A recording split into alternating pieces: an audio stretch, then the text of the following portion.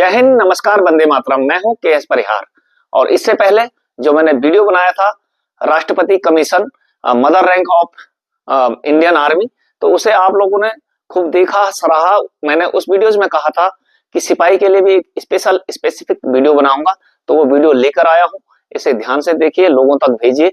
जो कमियां रह जाती हैं, आपके सहयोग की जरूरत है। पहले पुष्टवार पे कमेटी और रघुरमैया कमेटी कमेटियां थी, कमीशन नहीं था, क्योंकि अंग्रेज व्यवस्था के चलते उस जमाने में देखा था कि वह फोर्सेस का सर्विस यानी नौकरी का मेल सिविल सर्विसेज से नहीं हो सकता, 60 साल नौकरी नहीं कर सकते। तो इस आधार पर पोस्टवार सीपीसी से शुरुआत करते हैं 1947 में, जब सिपाही को नॉन स्किल गणना की गई थी, यानी कि एक वर्किंग मेथड की पे का वेतन का निर्धारण किस प्रकार हो, उसके लिए एक फॉर्मूला नॉन स्किल लेबर, परिभाषा देख लीजिए, नॉन स्किल लेबर। और 3 साल में fully infantry soldier semi skill हो पाता है। चैप्टर 2.36 सीपीसी 232, संदर्भ संख्या और पेज नंबर 71 आप लोग भी देख सकते हैं।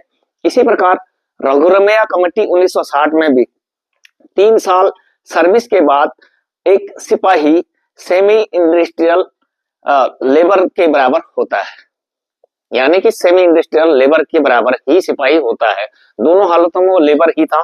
थर्ड सीपीसी में ऑल एम्प्लॉइज को सीसीएस में मिलाया गया, यानी कि पहली बार सेंट्रल सिविल सर्विसेज के साथ डिफेंस और सिविलियनों का जो civil government of central government के सबको एक साथ मिला दिया गया।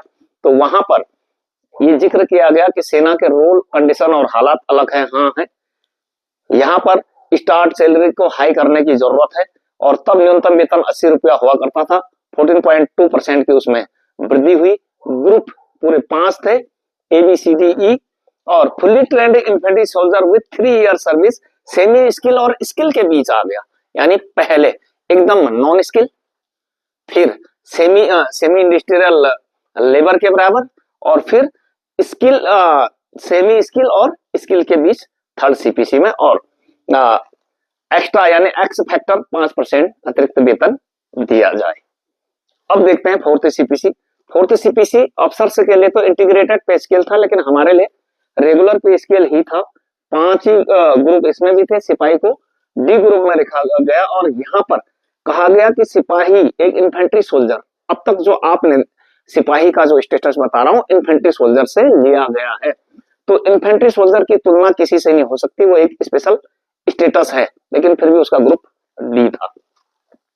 और तब 930 से वेतन स्टार्ट होता था, और पहले साल 15-15 रुपए के 2 इंक्रीजमेंट मात्र लगते थे, और टोटल इंक्रीजमेंट 10, फिर 20 का लगते, टोटल वेतन 1120 तक जाता था। और उसके बाद जबकि नौकरी मिनिमम 15 है, लेकिन इंक्रीजमेंट 10 ही थे, ये एक माइनस पॉइंट ये भी था। अब आते हैं फिफ्थ सीपीसी में। फिफ्थ सीपीसी में इंटीग्रेटेड पब्लिक रनिंग पे बैंड की जगह एक रेगुलर पे स्केल दिया गया सभी के लिए। हमारे लिए तो रेगुलर ही था, पहले से अधिकारियों का था इंटीग्रेटेड पे स्केल ब्रिगेडियर तक। चलिए आगे बात करते हैं।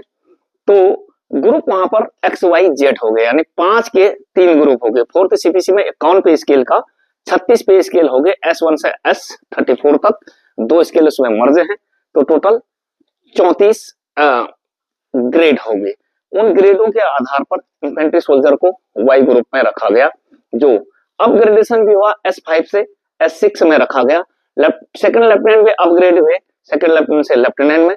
एक ही रैंक अपग्रेडेड नहीं हुआ, वो है नायब सूबेदार। फिर आप कहते हो ना कि फिर जीसूस की ही बात करते हैं, जो हुआ है, जो हिस्ट्री है वो बोल रहा हूँ, अपनी तरफ से कुछ नहीं। चलिए आगे बढ़ते हैं। सिक्स्थ सीपीसी सभी के लिए एक रनिंग पे बैंड आया, बहुत अच्छा पे बैंड था। और उसमें यह भी कहा गया कि ऑल शॉर्ट सर्विस और जेसीओ जवान और एसएससीओ शॉर्ट सर्विस ऑफिसर्स को ध्यान में रखते हुए पे बैंड और सिविल काउंटर पार्ट के साथ फेयर कंपैरिजन के साथ, फेयर पियरिटी के साथ बनाया गया है। और ग्रुप केवल X और Y ही रखे गए, और सेपरेट एलिमेंट्स MSP भी दी गई मिलिट्री सर्विस पे कि बेसिक एज से अपने काउंटर पार्ट से इतना अधिक शुरुआत में एक जवान को मिलेगा, जवान से लेकर जीशो तक, वो रखा गया 1000 रुपया। लेकिन बाद में उसे बढ़ाकर 2000 गवर्नमेंट ने किया, क्योंकि अधिकारियों का क्लेम ये था कि ये special disturbance allowances plus rank पे के बदले एक लेफ्टिनेंट का रैंक पे नहीं, कैप्टन का रैंक पे 400, ब्रिगेडियर का 2400, तो 6 गुना ऊपर है तो 1 का गुना 6 गुना 1000 और 6000 भारत सरकार ने उसे 2000 किया। दूसरा उसमें फॉर्मूला जो है 2.6 वेतन का अंतर था एक अधिकारी और सिपाही में, तो 2.6 को 400 से गुणा करो तो लगभग 1000 आता था, इसलिए वो 1000 था। मेहरबानी भारत सरकार की, इसे बढ़ाकर 2000 वहां पर किया गया। ग्रेड पे की अलग सी व्यवस्था की गई और जैसा कि बता ही चुका हूं एमएसपी 1/3 थी। आगे देखते हैं और यहाँ पर एसीपी जो 5th सीपीसी में 12-24 अधिकारियों के लिए था और 16 और 17 सिपाहियों के लिए था। तो 16वें साल में जो लेफ्टिनेंट बनते थे वो भी उसी में काउंट होता था टीएस लेफ्टिनेंट, लेकिन टीएस लेफ्टिनेंट कोई रैंक नहीं होता, वो अपॉइंटमेंट था, किसी ने ध्यान नहीं दिया, केवल नैक टीएस बनते थे, जबकि नैक टीएस और हवलदार टीएस होना चाहिए था। तो आज हो सकता तीनों एसीपी अंडर सर्विस होती, ये भी वहां पर एक कमी थी। अब 6th सीपीसी में एक और मैकेनिज्म दिया गया, एसीपी एश्योर्ड करियर प्रोग्रेशन, जिसका पीरियड ही बहुत लंबा रखा गया, 8, 16, 24। दूसरी बात यह है कि मैक्सिमम टर्म ऑफ एंगेजमेंट सिपाही का 22 साल रखा गया है। तो क्या 22 में तीसरी एसीपी है? क्या सिपाही 22 साल नौकरी करता है? 17 ही साल नौकरी है, 2 बढ़ाएगा तो भी 19 ही है। इस बात पर आज तक किसी ने काउंटर नहीं किया और 8th सीपीसी में इस पर भी काउंटर होना चाहिए कि जब नौकरी 22 ही नहीं है तो फिर 22 का टर्म ऑफ एंगेजमेंट किस प्रकार और किस आधार पर है? यदि है तो सर्विस बेनिफिट क्यों नहीं, या सर्विस 22 क्यों नहीं है, या फिर एसीपी तीसरी एसीपी 22 में क्यों नहीं मिल जाती है? तो अब बात कर, अब दूसरा वहां पर एक और कमी, एक और गोली दी गई, lateral expansion in paramilitary forces. बाकी का सर्विस जैसे 17 साल सेना में किया, फिर पैरामिलिट्री फोर्सेज में नौकरी करेंगे और 60 साल तक जाते रहेंगे और बेसिक का आधा पेंशन होगी, बहुत अच्छी पेंशन लेंगे, तो चले गए सभी पैरामिलिट्री फोर्सेज में। अब 7th सीपीसी में क्या हुआ, ग्रेड को मर्ज करके लेवल बनाए गए, यानी 5th सीपीसी की तर्ज पर 36 का 18 लेवल कर दिए गए और उसमें जो वेतन निर्धारण का page number 123 para 6 to 75 proposal of service लिखा हुआ है। वेतन निर्धारण की पॉइंट रेटिंग दी है, एजुकेशन के 30%, टेक्निकल अब्लिक टैक्टिकल प्रोफेंसी के 40, लीडरशिप स्किल के 10, रिस्क प्रोफाइल के 10, वर्किंग एनवायरनमेंट के 10, तो मिलाकर 100%। इस प्रकार से वेतन का निर्धारण किया जाता है और लोएस्ट एजुकेशन दिखा रखी है 8 पास, और जब फिर उसमें एसीपी का एमएसीपी कर दिया गया। दूसरी जो चीज 7th में हुई मॉडिफाइड एशियर कैरियर प्रोग्रेशन, वो उन्हीं के लिए फायदा होगा जो डायरेक्ट एंट्रीज आते हैं, नहीं तो इन्फेंट्री सोल्जर से अब तक जो बेस माना गया है, तो इन्फेंट्री में तो 18 साल में हवलदार भी नहीं बनते कभी कभी, तो एक ही रैंक में 8 साल रहने पर अगला प्रमोशन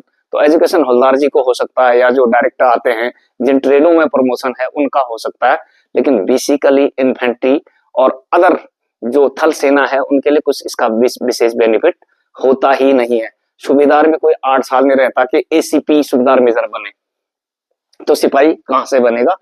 तो अब बात करते हैं अपग्रेडेशन की। अपग्रेडेशन का यदि आप संदर्भ देखोगे comparative with paramilitary forces 6 to 73 page number 121, जिसमें सिपाही के अपग्रेडेशन को ये कहा गया कि पैरामिलिट्री फोर्सेज के कांस्टेबल के साथ साथ सिपाही है, और इसे 6th सीपीसी में मिलिट्री सर्विस पे भी दी गई, जिससे 27.77% वेतन में अंतर पड़ा, इसलिए अपग्रेडेशन नहीं कर सकते। दूसरा 7th सीपीसी में इसे बढ़ाकर 5200 कर दिया गया है, और दोनों के एजुकेशन की जो रेटिंग ली गई है, जो identical like a 12 class education दे रहे हैं, ऐसा पे कमीशन 7th सीपीसी कह रही है, इसलिए अपग्रेडेशन नहीं हो सकता। जबकि भतेरे अपग्रेडेशन हुए, वो मैंने आपको दिखाया भी था, 1900 से 2400 के ग्रेड में भतेरे गए, लेकिन 7th सीपीसी में एक ही रैंक अपग्रेडेशन हुआ, वो है लेफ्टिनेंट कर्नल। आपके यहाँ भी अपग्रेडेशन नहीं हुई। तो इस आधार पर जब आगे रोड ब्लॉक हो, आगे बेहतर चार्म ना हो, आगे बढ़ने के मौके कम हो, आगे नायक हवलदार जेसीओ तक वेतन इसके लोवेस्ट हो, तो अधिक नौकरी करके कोई विशेष बेनिफिट नहीं होता। इसलिए सिपाही 17 साल यहाँ करते हैं और 17 डीएससी में, और 70,000 के पार पेंशन लेते हैं उन्हें पता है, इतने मूर्ख नहीं है सिपाही आजकल के।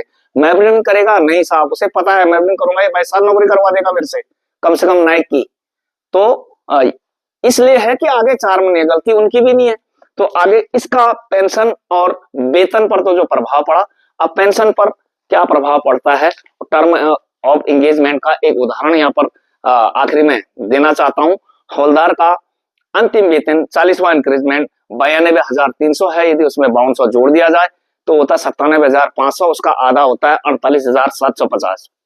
तो 17 साल के टर्म ऑफ एंगेजमेंट को 17 प्लस 22 जो टर्म ऑफ एंगेजमेंट रखा गया, दोनों का अगर औसतन निकाला गया वो निकलता है 19.5, 19.5 को फिर भागा 40 से करो तो टोटल टर्म ऑफ एंगेजमेंट निकलता है 0.4875, जिसका राउंड ऑफ 0.49 को यदि 48,150 से गुणा करते हैं तो पेंशन निकलती है 23,887 एक सिपाही की 17 साल में।